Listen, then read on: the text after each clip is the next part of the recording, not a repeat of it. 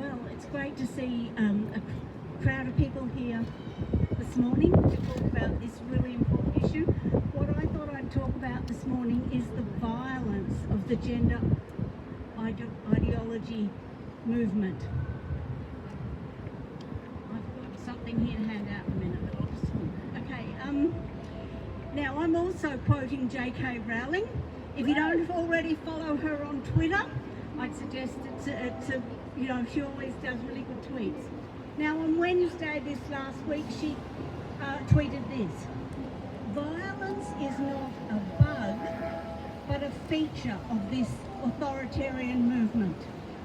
It's not coincidental, it's part of it." Now what prompted Rowling to tweet that was the intimidation and abuse of women at two protests in the UK last week. The one that Donna spoke about earlier, the lesbian power or lesbian streets protest, and another one called Women Speak event.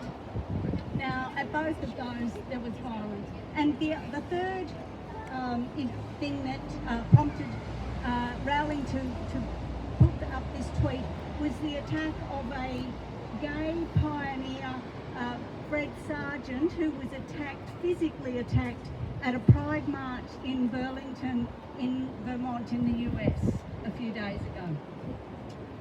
Okay, the violence inherent in the so-called trans rights movement has been evident for years. I first became aware of gender ideology and demands being made by trans-identified men in the early 1990s. I had just started working on my PhD in 1991. Prior to that, I'd completed an honours degree in 1980, and that had been in sociology, and I'd done a lot of women's studies and some philosophy. And 2 children and a 10-year break, I went back, I was studying, and I was reading the feminist literature, and I was just like, what has happened? Where are the radical feminists? Feminism seemed, the theory that was being put forward was all of this postmodern stuff. And I remember a smug male anthropology lecturer explaining to me that the sex-gender distinction, which viewed sex as biological and as a reality, and gender as socially and culturally constructed, was now an outdated view, because sex was also socially constructed, which of course is what the trans activists say these days. Now this was in 1991, that was in the universities, it wasn't right out there in the community and being put into law by governments, but that's where that idea was coming from.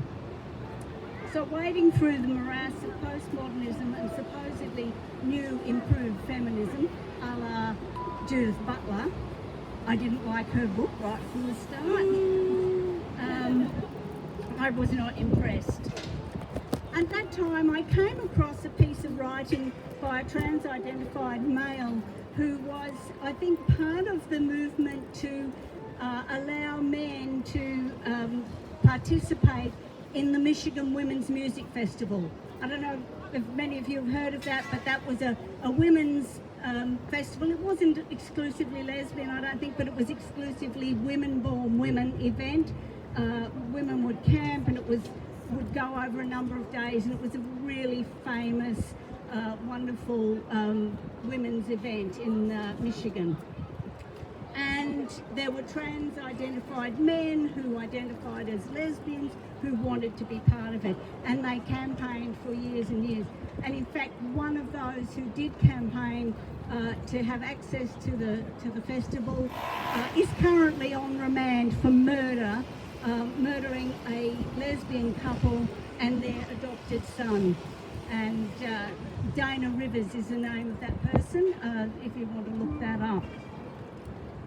So anyway, I read this long-winded argument by one of these trans-identified men about why he really was a woman and should be allowed access into women's spaces. thing that struck me about this piece of writing was the demanding and aggressive tone of the piece. Male entitlement dripped from every word. I thought it was really interesting as he mansplained. We didn't have that term then, but it was pretty clear that this was what was happening. I was being mansplained in this article by someone who was insisting that they were, in fact, a woman. So that's where I first came across this dogmatic insistence that trans women are women. As I said, I don't know who wrote it, whether it was one of the people who was involved in the fight over the Michigan Women's Music Festival, but that was the context of that. So for a long time I was aware of the influence of these ideas and of postmodernism and queer theory, and the demands being made mostly by the trans-identified men rather than the male-identified trans men to be accepted. It was around 2015 though that I started to notice that these ideas were becoming mainstream. You were reading about children transitioning in New Idea and in the Women's Weekly, and so often these stories about this brave, stunning man who in his 50s or whatever was transitioning to being a woman. And I also, in 2018, became very much aware of the violence and the violent rhetoric of this movement. And as I said, again, quoting J.K. Rowling, just a reminder, this is not a bug, but a feature of the movement. So it was in 2018 that I became aware of a San Francisco-based organisation called the Degenderettes. Now, I've got something to hand out. I haven't probably got enough copies for everybody, but you can share these around because they've got photos. And if you look at the photos on the first side, it's about the Degenderettes. Now, I think I saw this on Facebook, and it was a Facebook post about the Degenderettes having a display at the San Francisco Library. An art installation.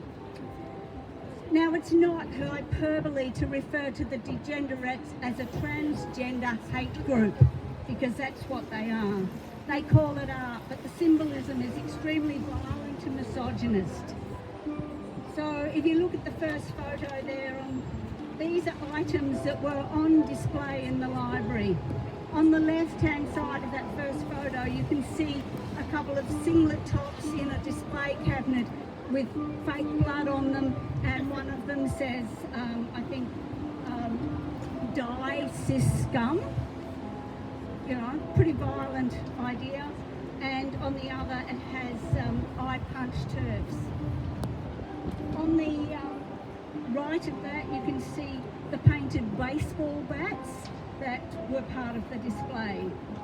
And the second, there's a photo also of one of their members wearing the I punch turfs shirt, and that was worn at a Pride march. Painted baseball bats are a particular symbol for the Degenderettes. They are painted in colours which symbolise various queer identities and fetishes, similar to the proliferation of pride flags. The baby pink and blue transgender bat, the pink and black queer anarchist bat, a blue, yellow and pink bat that symbolises pansexual identity. And in a number of cases, the bat is wrapped in barbed wire, a particularly violent image. You can see one there, and that was, well, we're going to bash people with these bats.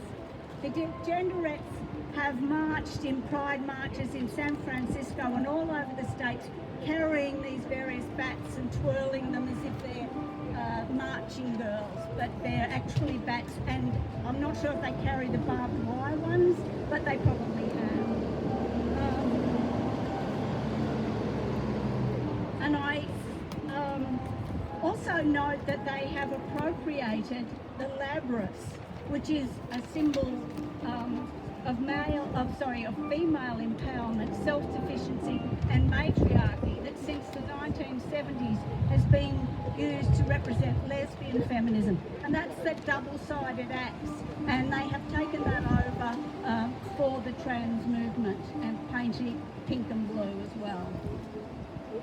Now, I actually remember at the time seeing this and sharing this post from Facebook, and shared it to the Queer Greens group. I was a member of the Greens in Victoria at the time, and it was the start of me basically getting pushed out and choosing to leave the Greens, because certainly in Victoria you cannot be a feminist and be a member of the Greens.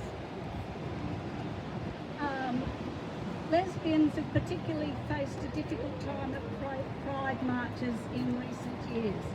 They are routinely abused for insisting that lesbians are same-sex attracted rather than same-gender attracted. And some of you might have seen on tweets or posts Facebook a particularly homophobic banner on a float at Pride in Dresden that said, "TERFs can suck my big trans cock." Okay. Another example, I've got a photo there, the Lesbian Strength Rally in the UK. Women at the rally were confronted by black-clad Antifa-style activists attempting to intimidate them. The Let Women Speak rally, again, black-clad activists. Some of you might have also seen the woman who was screaming at a man who had his child, screaming at the baby. That was at the Let Women Speak rally. Basically, and then there was the attack on Fred Sargent. He was pushed to the ground. This is someone who was at the original Stonewall riots, who initiated Pride marches in New York City. He was pushed to the ground. He had his banners and his signs stolen. So, as J.K. Rowling said, violence isn't a bug. It's a feature of this authoritarian movement, and I think we need to stop calling it the trans rights movement and call it the trans demands movement, because they just demand and demand, and if they don't get what they want, there is evidence here that they will turn to violence. Thank you.